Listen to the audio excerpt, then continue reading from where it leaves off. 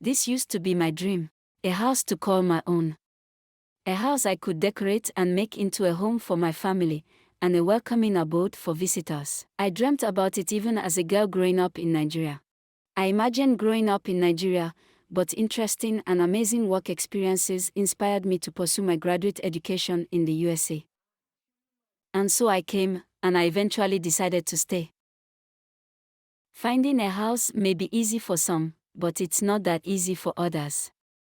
This is the story of my house search journey as an immigrant first-time home buyer in the United States. After many years of living with roommates, I got my own apartment and shared it with my husband when we got married. We began casually looking for a home for several reasons. We both wanted our own place, but closer to my husband's workplace to avoid a long commute. We wanted kids and our apartment was small. It was so cramped that we sometimes felt embarrassed to have people over. We needed a bigger space with more bedrooms and a backyard the kids could play in. The apartment was in a building that was built before lead paint was banned. We were worried about the effect of lead paint exposure on our future kids. We did many house tours and, along the way, we learned many lessons. We had to come to terms with the fact that prices in the area we were searching were not going to be as low as prices in other parts of the US where we had lived before. We also learned that housing discrimination is real, and to hide your love for a house during the tour. There was one gorgeous house we adored. The advertised price was within our budget. It was the model home of a new construction. It had all the bells and whistles we loved, but when we showed up, the realtor increased the price by $30,000 over what was advertised online. Even then, we still walked in, went upstairs, came back down and said we wanted it. Then they increased it by another $40,000. Several months passed, and during that period, one of our dreams came true. I got pregnant. We continued with our house tours. It was physically difficult touring and climbing stairs while heavy with a baby, but we had to keep searching because we wanted to be able to set up a nursery before the baby arrived. That did not happen. I went into labor unexpectedly before my due date.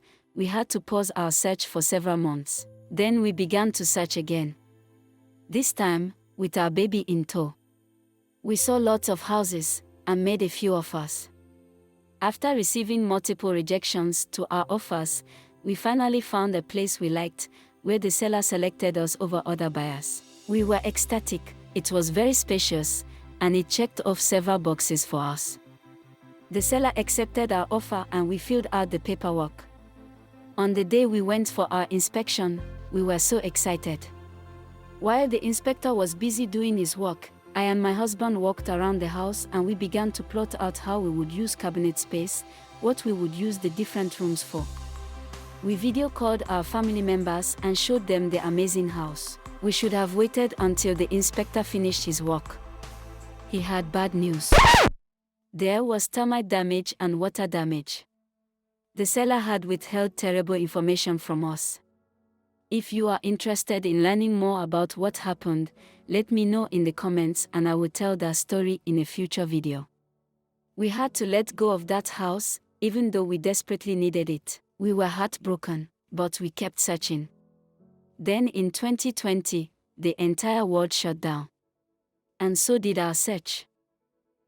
When we resumed the house search a few months later, housing was even more difficult to find. Houses were being sold within hours of listing on publicly available sites like Zillow and private ones like MLS. It was crazy. Even with the loan pre-approval from the bank, I was finding myself outbid. We found that very wealthy people were flooding into my area from nearby congested and expensive cities.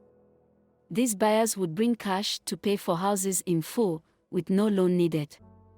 Not only were they bringing cash, they were offering up to $10,000, $20,000, and even $50,000 above the seller's asking price.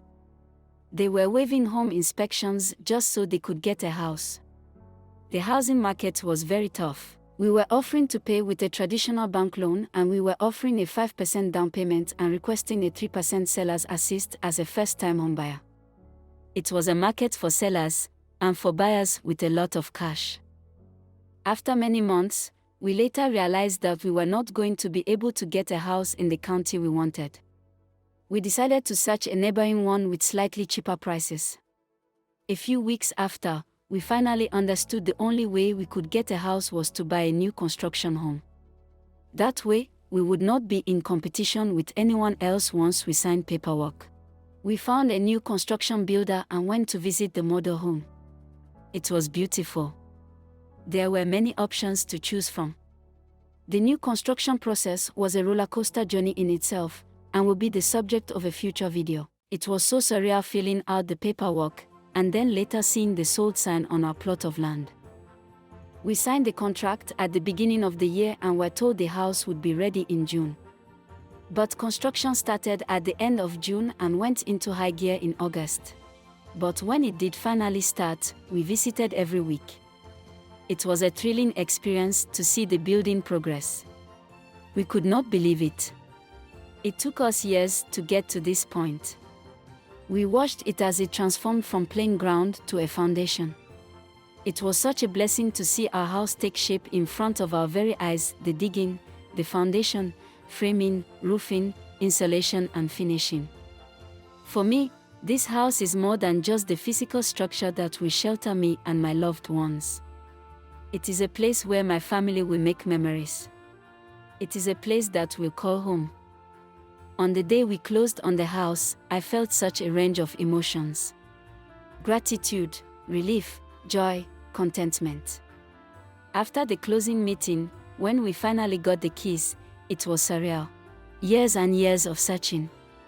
We persevered through ups and downs. This used to be my dream. I'm happy to say that, today, my dream has become a reality. Please subscribe to my channel so you know when I post videos on converting my house into a home.